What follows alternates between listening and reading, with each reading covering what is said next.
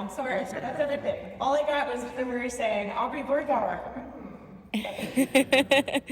Well, usually when I give this talk in the United States, I start with a question. I usually say, and it's very American, I usually say, who here wants to grow their audiences and make more money all the time? Every hand in the room, usually. Good, we got some hands. Inevitably in the US, somebody is like me, 2 hands up in the air. Yesterday though, at the diversity session, I asked a question similar to that. Who was in that session? There was about 30 or so of you. Yeah, a lot of you in the diversity session yesterday. I made a similar kind of question. Who wants to grow our audiences, make more money? Every German in the room. Then afterwards, like 4 or 5 of you came up to me and said, no, I want to do all this. So I appreciate that. So bear with this American, is what I'm trying to say, because I do tend to ask for some participation. So loosen up those shoulders. Let me try it this way. Instead of who wants to grow their audiences and make more money, grow the revenue stream, let me ask this. Who here cares that their orchestra is relevant in their community? Yes, good answer. Love it. One more. Who here cares that we get our politicians to believe that our work and our orchestras are relevant in our community? Yeah, right? Okay. Well, again, I'm Aubrey Bergauer, as Dina Marie said, and a lot of people do know me through my work at the California Symphony. I was executive director there for 5 years. And what you need to know about the California Symphony is that over that time, we nearly doubled our audience and quadrupled the donor base. That's an indicator of relevance, right? And before that, though, I spent about a decade in Seattle. Dina Marie mentioned this. I worked at the Seattle Symphony in fundraising. I worked in the Seattle Opera in the marketing department, and at the Bumbershoot Music and Arts Festival overall in revenue until coming to California in 2014. And I've been forming the opinions that you're going to hear me talk about today, way back at all of those different institutions. Because what I've learned is that no matter the size of the organization, small, large, a lot of times these problems are the same. We all want relevance. We all want to convince others that we're worth it, whether it's individual donors in the US or it's our politicians and government officials here, right? So let's talk about this. When I came to the California Symphony in 2014, obviously that was the pre-pandemic. We started implementing a lot of the changes you're going to hear me talk about this morning. And so let's take a look at this. What is the state of the union for orchestras, at least in the United States, pre-pandemic? This slide here gives away the end of the story, which you can see on the left. Those are the national trends for the US. This data comes straight from the League of American Orchestras. And on the right is the California Symphony's data over a comparable period. So this is after 4 years or 5 years or so of doing the work I'm going to describe to you today.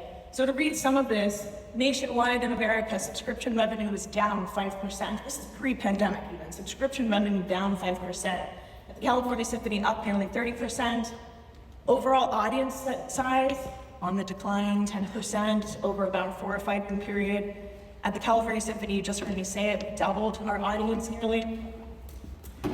And on it goes, increased our revenue, increased donors, total income growth 40% almost after accounting for inflation. All of this is to say, I talk about changing the narrative at my work. This is a very different story than most organizations are able to tell. So here we go, audience participation. What if just some of these results were true for your organization? Would that be a great story to tell government officials? Some hands, thank you. Thank you. Good. And what I do say now, though, is that it's not just that we need to change the narrative, it's that the narrative is starting to change. This is good news for our industry. The pandemic, as brutal as it was, accelerated some of the change and some of the trends that we need to see, and that is a good thing for all of us. So I hear now organizations talking on a regular basis about how do we get our patrons back. That is a question of retention. We didn't used to talk a lot about retention pre-pandemic, but now we see these kinds of questions being asked all the time. Again, good news for our industry. We care about getting our audiences back. And that's what this conversation is today. It is a conversation about retention. So Nice Set Metrics is a company that, it's okay if you've never heard of them. Even a lot of people in the US and in the arts have not heard of them, but they're a leading vendor for measuring customer satisfaction, customer happiness, and they create software that sort of measures this. If anybody's heard of Net Promoter Score, I don't know if this thing here, you go to a website and it says on a scale of 0 to 10, how likely are you to recommend this to a friend? We have this here. Some people are saying yes, okay, good, I see nodding heads. Yeah, that's Nice Set Metrics. That's all what they do, is kind of benchmarking. They say across all the industries that they work with, which is basically every consumer-facing industry in the US, a 2% increase in customer retention has the same effect as decreasing costs by 10%. Just a 2% increase in retention. Usually at this point in the talk, I say, who wants to have the same result as if you saved 10% of expenses? Yes, you can. Yes. It matters when we retain our patrons to our bottom line, to our ability to do the other things, the other work we want to do, like producing great art. So if retention is the problem that we're solving for, how do we do that? Here's our agenda for the rest of our time today, and it's 45 minutes or so. This is an agenda in 4 parts. So we're going to talk first about what organizations are doing now, most organizations. And then we're going to talk about if that's what they're doing, what's the audience journey, what's causing this retention problem. Then we're going to talk about why they do it the current way. There are many reasons why this current model exists. So we're going to look at that. These are good reasons, but also barriers to change, right? And then we're going to look at where do we begin to overcome those barriers. If we're talking about a mind shift that needs to happen in our institutions, how do we begin to do that? And then lastly, getting really tactical, operational implementation. How do we actually do the work to retain our patrons over the long term? So that's the plan for today. So let's hit it. The first topic, what most orchestras are doing in the United States. Some of this is definitely true here too. Some of it is a little different because our funding models are so different. But let's look at it. We have, again, in the United States, we have our development department, we have our marketing department, and what happens when somebody comes to a concert for the first time? This probably doesn't happen here, but in America for sure, as soon as somebody comes to a concert, we call them asking for a donation. This is ridiculous. They've come once, spent $50 or whatever they spent on their ticket, and we start immediately asking them for a donation. Telefunding gives them a call. Okay, this happens here for sure. The marketing department says, wait, they're so savvy. We've got our digital ads running. We are going to show them ads for every concert on their Facebook feed, Instagram feed, Twitter feed. We got single ticket offers all the way, single ticket offers on their mailbox. The development department says, well, no. We need to do more fundraising. So we put them on the mailing list with the annual fund appeal. Again, I know that that's not the same funding model here, but then what happens? Here we go, back to the marketing team. It says, well, wait, subscriptions, we got to put Red Season on sale. We got to mail that brochure to them. We're going to send them emails. We're going to send them ads. And what's happening for a first-time attendee is that they are bombarded with information and messages from us coming from different places in the institution without any focus on what really we want them to do next. In the US, a statistic I cite all the time, this is straight from the League of American Orchestras. They did a very famous study called the Churn Study. And the stat is that the first-time attendees at orchestras, 90% of them never come back again. 9 out of 10 new people come once, deal with all of this, and say, I'm out. So what happens with the other 10%? If 90% don't come back, that means 10% do. We call them multi-buyers or repeat buyers. Then what happens to them? The same thing, this whole rigmarole happens all over again. Buy tickets, make a donation, subscribe to the season in your 18-week package, even though you've only been twice. Then, some of those people do somehow become season ticket holders. Another alarming statistic in the US is nationwide, I don't know what it is here, I'm curious to know, nationwide, among first-time season ticket holders, they've bought that subscription for the first time, half, 50%, don't renew. So this is another alarming drop-off point. We're talking about retention, another alarming drop-off point where we're losing people. Okay, half of those people do renew and become renewing subscribers. Some of them continue to renew over time despite all these same messages coming. And then definitely in the United States, by the time somebody is a renewing donor or major donor, we really get our act together. At that point, wow, our fundraising team is diligent, thoughtful, interactive. So it takes a while for somebody to climb up this jungle gym of an audience journey and start getting really focused attention from our teams. So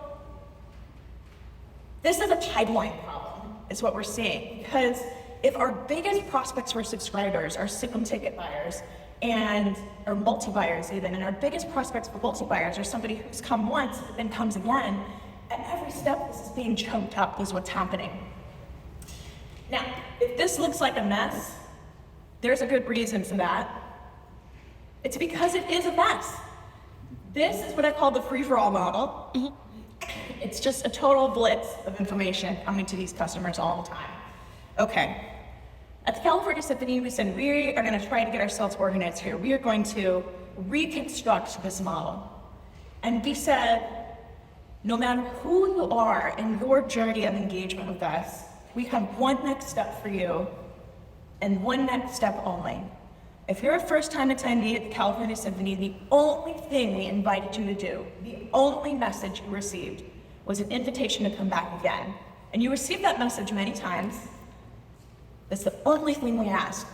Once somebody became a multi-buyer, came second time within 12 months of their first visit, then they're a prospect for a season ticket package, a small package. Maybe if you come twice in the last year, we offer you a 3-concert package or a 4-concert package. Once they're a renewing subscriber, we're still not soliciting them for a donation. In the US, this is usually when everybody starts passing out. Still not soliciting them for a donation yet. Once they're a renewing subscriber of second year or higher, then we start saying, would you like to support us in a more substantial way? You heard me say at the beginning, over the 5 years, we doubled our audience and we quadrupled the donor base. Another way to describe all of this, I've learned since creating this model, is this is a shift in how we segment our patrons. So usually when we talk about patron segmentation, we either talk about demographics. We were talking a lot about that yesterday in the diversity section, demographic segmentation of our patrons. Or we sometimes often talk about psychographic segmentation. Psychographic segmentation is, you liked Mahler, so maybe you will come back to the Mahler concert next year. That's psychographic. This is behavioral segmentation by comparison. Behavioral segmentation says whatever your most recent behavior was, that is what we'll ask you to do again, a similar behavior. So just because you like Mahler, maybe you'll like Faber. We don't know. But the idea is that it's just come back again. Come back again. Behavioral segmentation. Now, I was talking with somebody at the British Museum. This is now maybe, a year or so ago. And I was very interested in this. One, because there was somebody calling me from Europe, a British Museum, such a huge institution.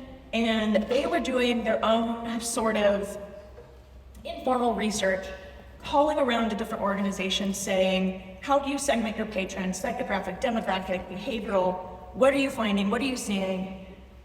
They call me and I said, well, I'll tell you what I'm doing, but wow, you gotta tell me what you're learning in return. They said, okay. So I talk about this with them, and they said to me, Aubrey, any organization that is seeing growth in their audiences is using behavioral segmentation.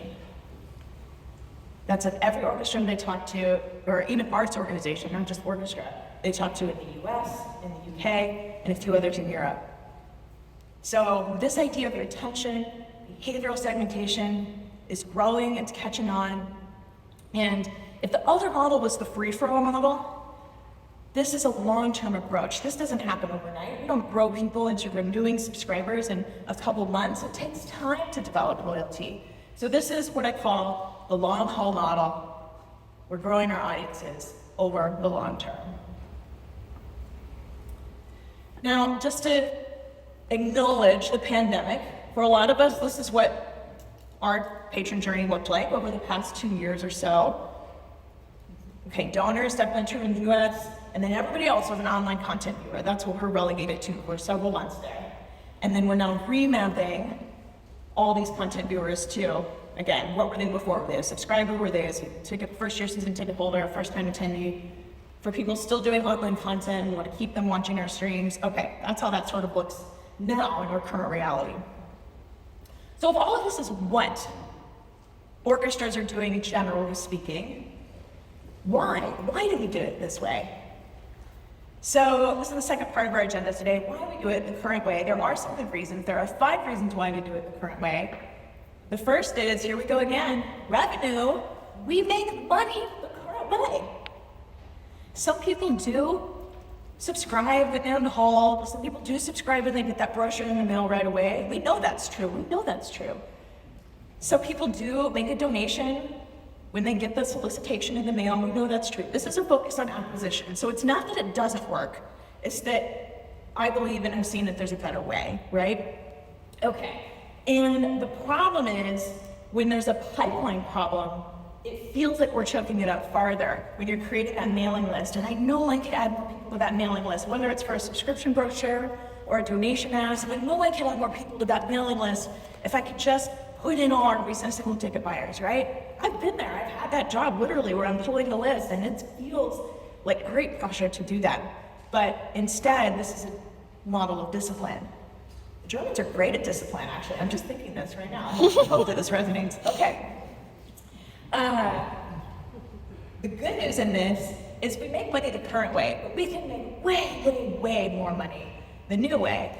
And even though I know I'm in a place where revenue from ticket sales doesn't have the same kind of pressure with it as it does in America because there is so much state funding, another way to say this is when we grow our audiences, we have more people just banging down the doors to come see what we do. That is something we get to take to our government officials and say, we are relevant. People can't wait to experience what we have to offer. That is a good thing for us and any country in the world. Okay. Way more money through shifting our focus from acquisition to retention. That's increasing both single ticket sales as well as subscriptions, contributed revenue as well. Second reason why we think the current way is metrics. I don't know if there's an expression like this here, but has anybody heard what gets measured gets managed? No, everybody's like, a couple of people saying yes. Okay, yeah, we say what gets measured gets managed. So here's some examples of what we typically measure. We start measuring what are the number of calls made, whether that's for subscriptions or for donations. How many people did we call?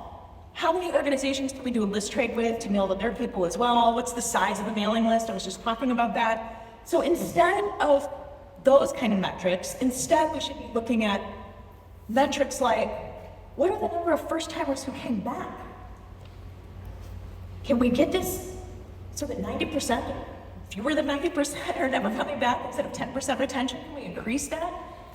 What's our new subscriber renewal rate? If for the nation it's 50% are never renewing that subscription, can we change that, right? These are metrics that measure retention, lifetime value of a patron. This one's tough. It is really hard to measure the lifetime value of a patron, even with a very robust CRM. However, at the California Symphony, what we started measuring was the 3-year value of a patron, or the 5-year value of a patron. And the value we were able to calculate before starting this model was very different than the 3-year, 5-year value we were able to calculate after starting this model. Very telling. In other words, this is all about metrics that measure retention. Okay, the third reason why we do it the current way is short-term emphasis on delivering results. So when I first began California Symphony, it was a turnaround story, as so many orchestras tend to be. And I remember I was meeting with our biggest funder. This was a foundation. And that foundation said, we have funded you for so many years, we are not happy with the results we are seeing, you have not balanced your budget in almost 30 years, we're tired of being your piggy bank. And so I said, no, I've got this plan, I've got this model. They're like, yeah, okay. They're like, you do not balance your budget in this first year, And next year as well, 2 years in the black after 30 years of the red, we're done here. And I picked on that one funder, but the truth is that kind of short-term pressure is what we feel all the time. Do you feel short-term pressure here? Yes, good. Yeah, I mean, not good, but one. Okay. So the emphasis on the short term is real. And like I said, it's not just that one funder, but we're on top of global pressure to focus on the short term. There are some reasons for this. We're going to talk more about our boards in a little bit. Some of that comes from our board sometimes. So again, it's not just funders, but this idea, we face here probably, or at least I know this is true in the UK, we heard this from Mark yesterday, the growing pressure from funders to diversify, another version of short-term pressure, right? We get these results now. So we feel it all the time is the point. All right, reasons 4 and 5, if you're tracking with me, this makes a lot of sense. In addition to short-term emphasis, pressure to perform and deliver in the short term, is that we in our organizations tend to have no culture for failure and very lean budgets. So when there is tremendous short-term pressure to maximize our incremental revenue, grow subscriptions by 5%, increase single ticket sales by 3%, that's the whole model, right? So when we have that kind of short-term pressure for incremental results, there is absolutely no room for failure. We all have incredible top-notch artists, right? We all have programs in our education teams and in our communities that are making a difference. We have incredible just offerings that we're putting out into the world. And so failure to deliver on any of those or failure to fund any of those, no way is that an option, I know.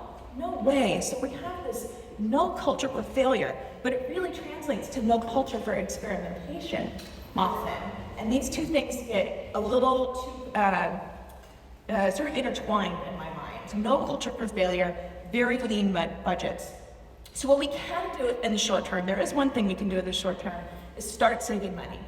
Instead of building a mailing list where we are blasting to everybody we can get our hands on in our database, we can be more focused. We can start mailing to better prospects, being focused, not sending that bombardment of messages to everybody. So this graphic here reflects some of the expense savings that we can realize. And I say this all the time, but there aren't a lot of ways that organizations can save money. There's just not. We know it costs more to play Beethoven every year than the year before because we're such a labor-intensive industry. This is true for our on-stage talent, true for our off-stage talent. So there's not a lot of ways we can save money. This is one of them. So I will say, building a less lean budget is hard, but it's possible. And at the California Symphony, definitely no room for experimentation really in year one, feeling the weight of that funder pressure to balance that budget and then in the black.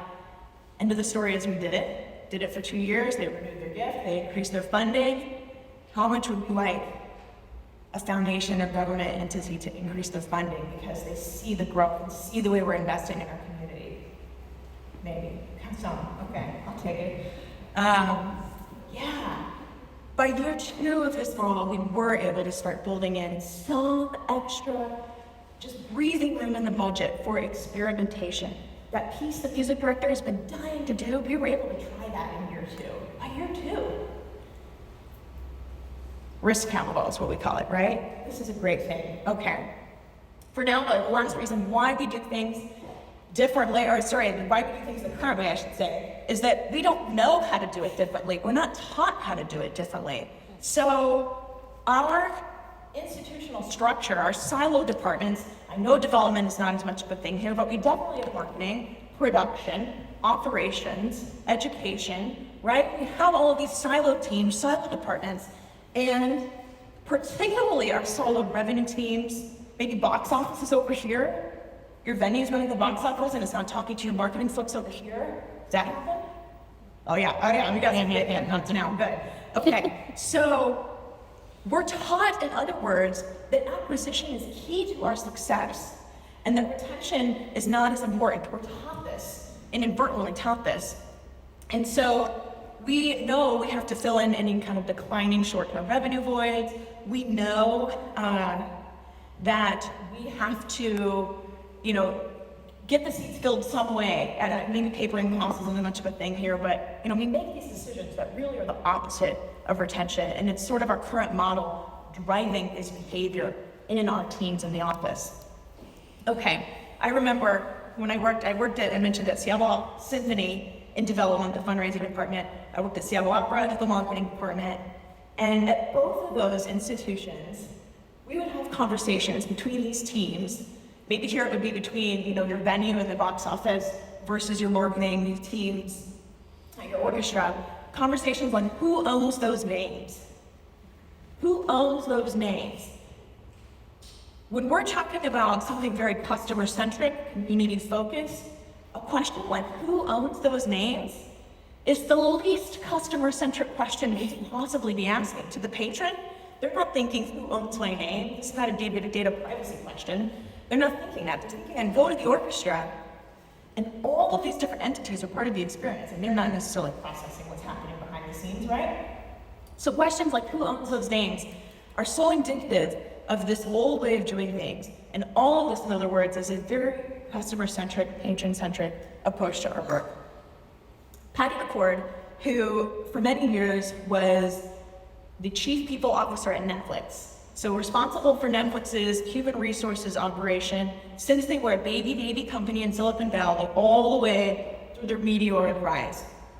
And Patty McCord says about silos and his different teams, silos are just gonna slow you down. Companies that are really, truly successful are collaborative and solving for the customer. And you can't solve the customer in silos. You can't do it. End quote. As an industry whole, we sort of only know one way how to do audience development. So if those are the reasons why the current model is happening, where do we begin? Where do we begin to overcome those barriers to change? How does a mind shift begin to occur? There are three ways that the mind shift can occur, that it's begin to occur. The first is, this is definitely true for America, the board. Leadership is another way to say it. The emphasis on the short term is often led by the board, often led by the lenders, as I said before. And you can tell me how this plays out here. I'm learning more and more about the model here. I'm hearing freelance orchestras don't always have a board. Fine, so maybe it really is senior leadership, CEOs, other senior leadership staff, where we need to begin this mind shift to occur. Maybe it's our government officials who also need a mind shift to occur. Maybe it's our unions. This is not a slam for unions or our musicians or anything. It's talking about how we begin to think about this differently. Whatever the model then is, the mind shift has to occur among leadership in our institutions. That's the point. And what I like to say about boards often is that a lot of board members, definitely true in the US, is that they come from these for-profit companies. So in the same way that we don't know how to do it differently, they don't know how to do it differently. Because their entire careers have been driven by short-term pressure of the stock market, especially for publicly traded for-profit companies. And for a for-profit publicly traded company and employee who becomes our board member, they have to deliver quarterly results. Thank goodness we don't have to publish quarterly results. Oh my gosh.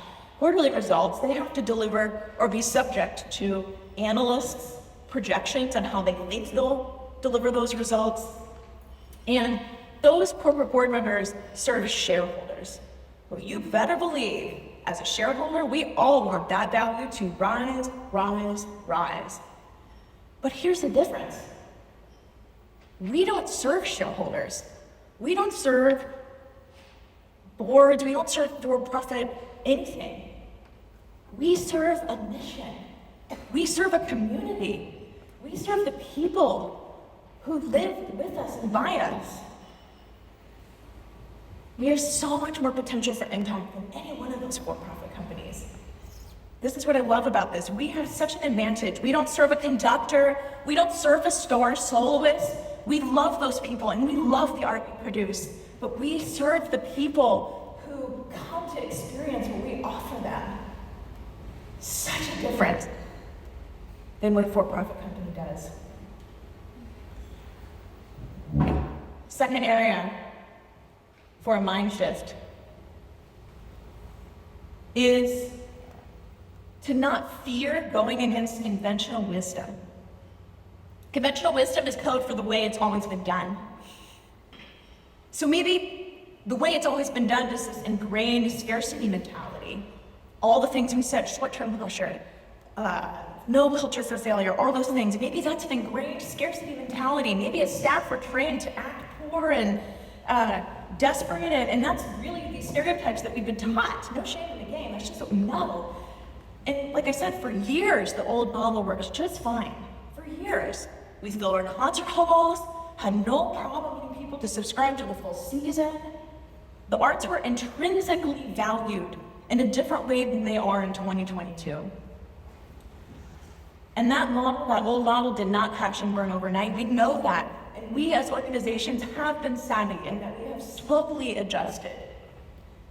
And yet here we are, it meant overtime adding different season ticket packages, overtime adjusting our marketing efforts, overtime trying to think more about the concert experience and how do we center a patron in a way that they will have a good time. We think about these things now, we didn't used to. Like I said, the narrative is changing. So the model didn't crash and burn overnight, but what's happened is that despite being tremendously adaptable, these tweaks that we've implemented over the last 20 years or so have resulted, tweaks and adjustments have resulted in these incremental gains that we talked about at the beginning. 5% change in subscriptions, 2% change in our audience overall, right? And the point in all of this is that we've got to remember the conventional wisdom is not working anymore. Those little tweaks and gains are not doing it for our organizations most of the time. This is why we are so reliant on our funders, whether it's individuals or government or foundations or any other source. So if conventional wisdom is not working anymore, we need to challenge that and not feel like trying something different is against the grain or delinquent in some way, but rather to try something different in service to serving more people is imperative, right?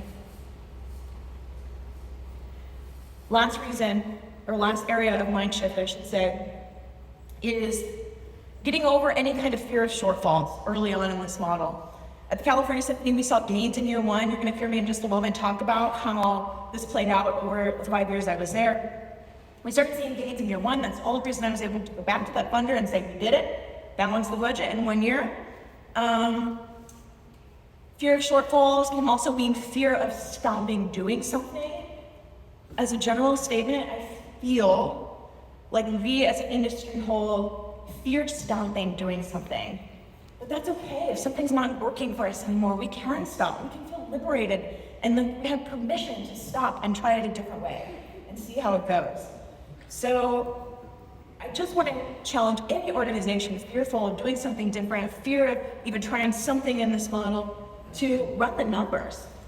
What would happen if you didn't solicit some of these people for a subscription right away? What would happen if instead we only invited a first-time attendee to come back? Run the numbers. We've got databases, we know math, we can do this. What could that look like? Alleviate those fears. Give yourself permission to try something different and see how it could work for us. Any organization I work with, now in my consulting role, any organization I work with, never, over, ever has it been more of a potential change of 2%. Like losing money, like the worst case scenario was a 2% loss. That's not that bad, and never ever has it played out like the worst case scenario happened. So keep that in mind. Okay, so those are our areas for mind shift. Part 4 of our time together today. How do we do this? How do we start to implement this kind of model? Well, step 1 is we're talking about behavioral segmentation. Define each segment. For most orchestras, it probably looks like this, but for some, maybe not. There is online content as a behavioral step. Define each segment. And I'll say, even at the California Symphony, the first-time attendee we said was truly new to file. But also, we said, if you haven't been in 4 years or more, and then you come back, we're putting you in that first-time bucket. Why? Because if you haven't been in 4 years or more, you're definitely not any of the others. You're not a regular attendee, that's for sure. And on top of that, if you have been in 4 years or more, wow, our organization changed a lot in that period of time. So we put them in a newcomer bucket. Okay, define each segment, and that includes how we will track them. For most of us, it's our database. For a lot of us, it's probably, well, we're gonna have to work on how to get this information from the ticket office and the venue and put it into our system here. Yeah, that's very operational. We gotta figure that out. Define each segment. Repeat that exercise in every segment you want to track in your organization. Step 2, determine then how to get them from A to B. So here are some examples from some organizations I've worked with. I was working with LA Opera, and they were focusing on those first-timers. How would we get those first-timers to come back again? And they decided they were going to offer opera bucks. So when somebody came to LA Opera, if they were a first-timer, they would run that report a day or two before the performance, and they would then put on their seats, yes, this is work, put on the seats of these first-timers an envelope with a little letter, and they said, welcome. We noticed this might be your first time here or first in a while. We are so glad you're here. Come back again to any other opera for the rest of the season, and there's $25 for you to do that. We'd love to see you again. After the performance, those same people got an email, the same message, here's your opera bucks, don't forget. Sometimes they got a postcard in the mail, same message, don't forget. Email before the deadline, when the coupon code expired. So glad you were here, we'd love to have you back, here's your opera bucks. If you think back to that early slide, first-time attendees usually do get 4 or 5 messages, but it's just they were from all different kinds of places, all different kinds of call to actions. They said, nope, same message again and again for the first-timers. That's how they get them from A to B. Okay. Another example, this is New Orleans Opera. They did a semi-staged performance of Valkyrie, and they said, okay, we're going to send this postcard to all of our first-time patrons. And instead of giving them bucks off or whatever, we're going to send this postcard, not the solicitation for the upcoming performance, and some of that was on the back, but the visual on the postcard, not the conductor, the visual on the postcard was, here's what you saw, here's the production, here's what you saw on stage, a memory recall, memory recitation. Did you enjoy this? We'd love to have you back again. It's very clever. Here's one from California Symphony. This is now multi-buyers. We did versions of those other examples you just saw. Then multi-buyers, when somebody did come for a second year, now trying to get them ready to subscribe. So when all the data in the field shows, if you can just get somebody to come back a second time within 12 months of their first visit, their lifetime value and loyalty skyrockets. So for us, by the time somebody came a second time, we're done discounting. I get very strict on when to discount and when not. Announcement value if you want, it's a whole other thing. But we're done discounting at that point. So we said, let's instead switch to value add. How do we enhance their experience so they're ready to come back yet again, hopefully in the form of a subscription? So when somebody came twice within 12 months of their first visit, we would send them this card in the mail. Now we do know the face of the music director. They've come twice. Now they know who that person is, probably, hopefully. First timers, maybe not. Second timers, sure. Okay, and we said, come back again and have a drink on us. Hopefully, subliminally, we're trying to say, we know that subscription solicitation is coming. Hopefully, they're coming to have a glass of wine on their first performance of their package, right? But we'll see. So that's what we did. We're so glad you've been coming. We noticed you've come a few times of below, so relents. Here's a glass of wine. We'd love to see you back again. Okay. Last example, for subscribers, we really wanted to focus on getting those renewal rates higher, especially among those first-timers. We did a lot of work just on the first-timers to help them understand their subscriber benefits, all those kind of things. For everybody, every subscriber, we would do subscriber appreciation days. This is not rocket science. There's a lot of orchestras that do this, especially in the States. And so a couple things I just want to note about this, though. For subscriber appreciation days, we put thank you cards on every subscriber's seat in the house. And we had these cards signed by members of the orchestra. And so what happened, you can see these names on the cards, patrons, oh, they got so excited, you guys. They would come running up to me or anybody else with a staff name tag at intermission and say, Aubrey Bergauer, Victor signed my card. Who is Victor? Point him out to me. I'm like, oh, okay, we have Victor, he's minus third in our percussion section. oh my gosh, Victor's amazing. I just love it bananas over it. They love this, and it's just because the musicians were willing to sign their name. So impactful.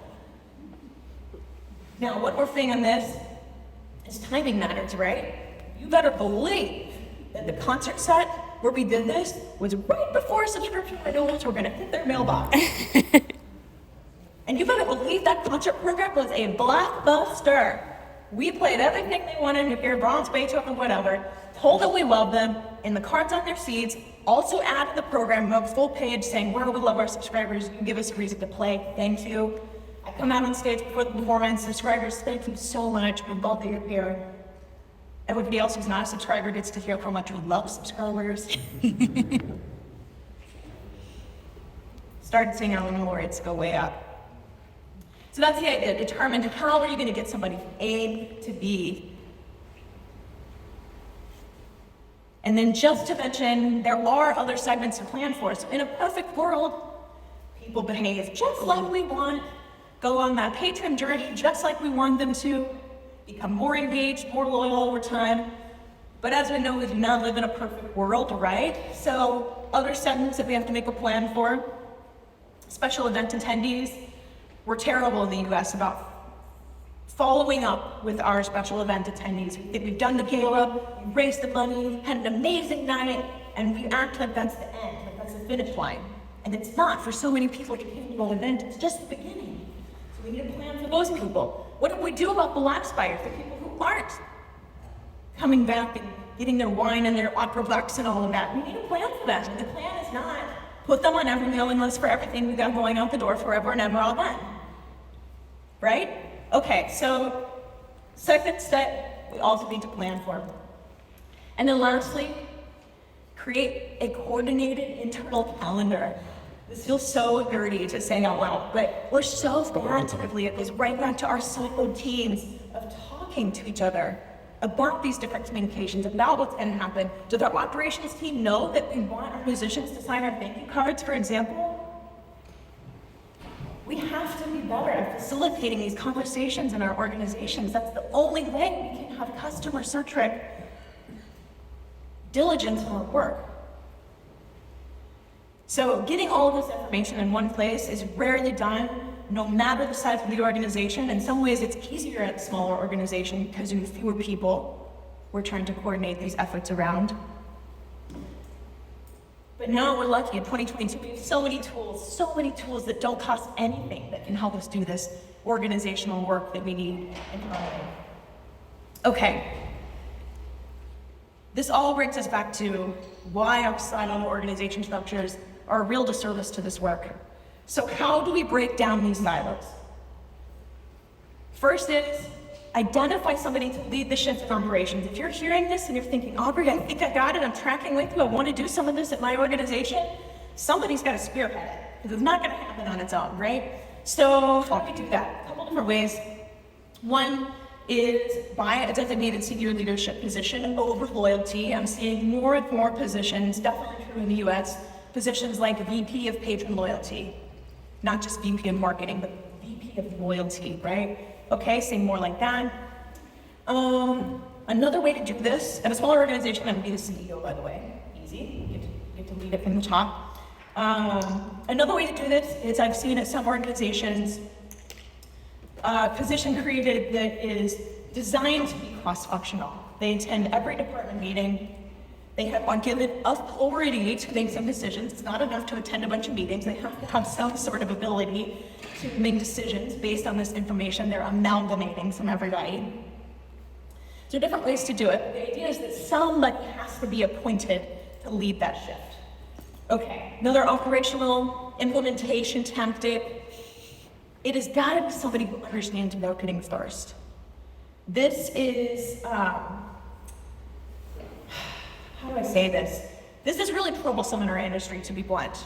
We don't have enough people, and this is a very general statement, but we don't always have enough people who really understand marketing. I was just talking to somebody about this yesterday. That's a challenge for us. We've got to get somebody who understands marketing.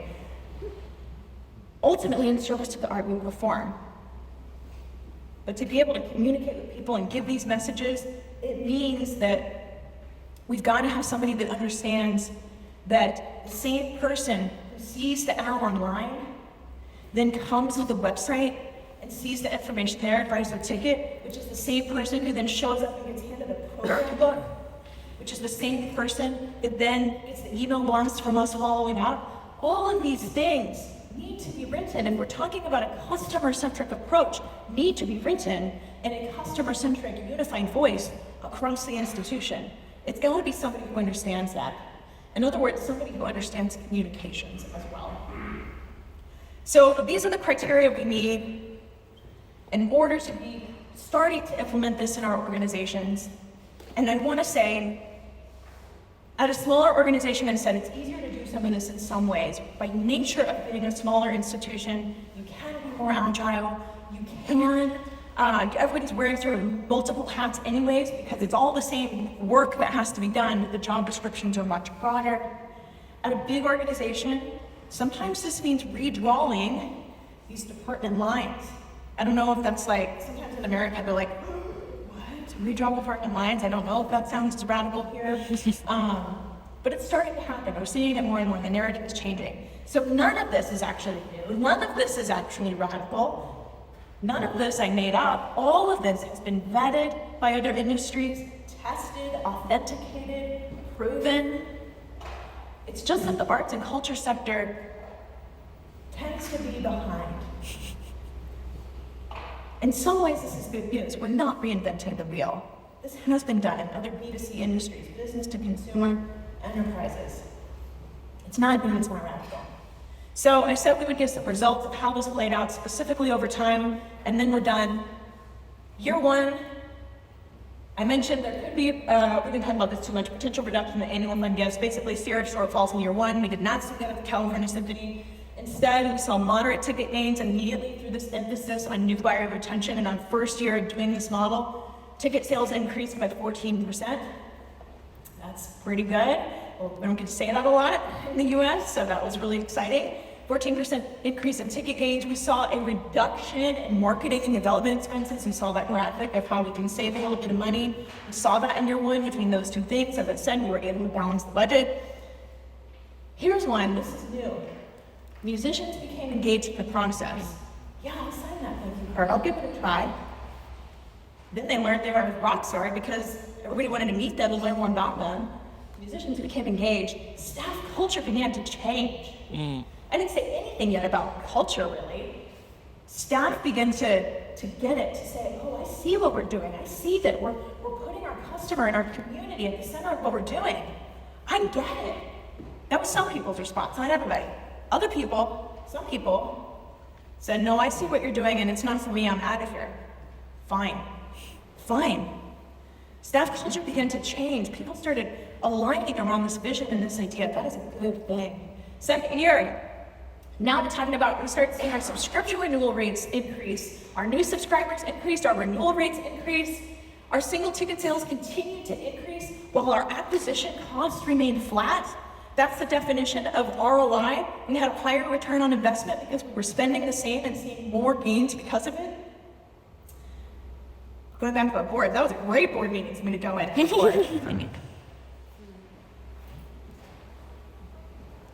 At the California Symphony, by year two, if 90% was the baseline of those not coming back, 10% were the ones who did.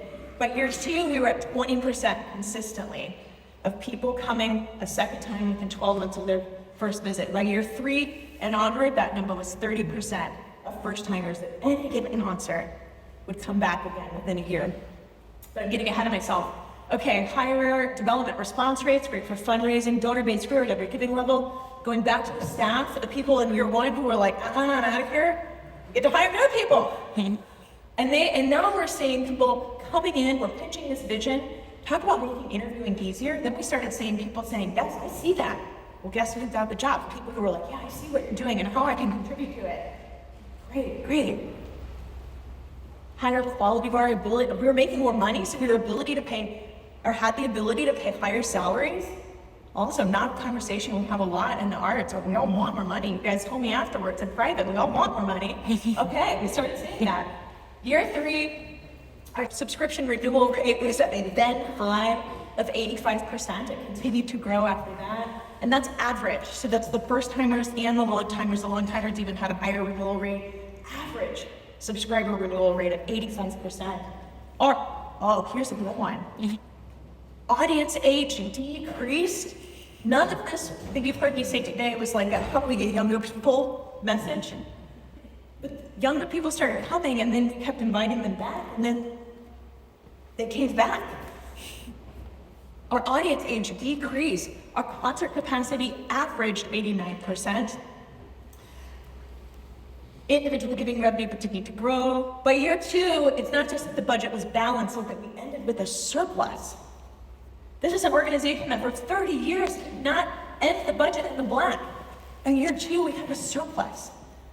Talk about breathing room, more risk capital for future experimentation. That was also a board meeting. Okay, so we're funding the surplus. Our overall operating budget, as I mentioned at the top, grew 40%. And here we are, by year 4 and 5, right back where we began. You already saw this slide. All the gains continued. What a virtuous cycle. So I'll ask again, I said this at the top, but what if even a fraction of these gains were true for you or for your organization? This is how the narrative changed for us. This is how the narrative is changing, can change, for anybody that wants to put in the effort to make it happen. So some final thoughts as we wrap up. Usually I give this talk and people say, wow, Aubrey, that sounds like a lot of work. But the truth is, it is different work than normal. A lot of this is cognitive work. We really gotta think about how are we being intentional with the people we serve, no matter where they are on their journey with us. That's different work than normal. It's focused work. And in fact, some of the old work does go away. I said we need to feel like we have permission to stop doing some things. That's good for us. So it's different work. And when we start seeing the audience base that grows, the revenue that comes from that, the conversation we get to have with our, whoever it is, boards, unions, government officials, whoever, saying, look at what we're doing here. People get excited by that. These are good stories that we get to start telling. That makes everything we do a little bit easier going forward. It means the music director, our artistic team, does get to program those adventurous pieces that they want to program. We talked about diversity yesterday. We had questions about what is the audience? We don't know if they're going to want this or like this. I think that's kind of bogus anyways, but it gives us permission to do this. It gives us freedom to do this. It makes everything we do a little bit easier. It makes hiring that exceptionally good principal player that we really want to be able to recruit a little easier. It means going to the bargaining table a little easier. It starts changing everything. It's work that's worth it. Second final thought is to do something, not nothing. When in doubt, try something new. Make it a pilot test, call it an experiment. Try something, not nothing. Try a communication that caught your interest. Try, thinking about which segments you want to communicate with and how you might try to track them or message them differently. Just try it. No shame in the game, just try it. And see, do something, anything, and see if you get results. That's the point. Because to do nothing means no change. And our audiences, or how we're serving them, or the pressures and pain that we feel in our organizations, we can't afford not to. We can't afford not to try something different. We can't afford not to be deliberate and strategic in 2022 and beyond. The world around us has changed a lot over the last 2 years in particular. And we have a lot riding on how we handle this period immediately before us. I am in this business for the long haul, and I hope you all will join me. Thank you.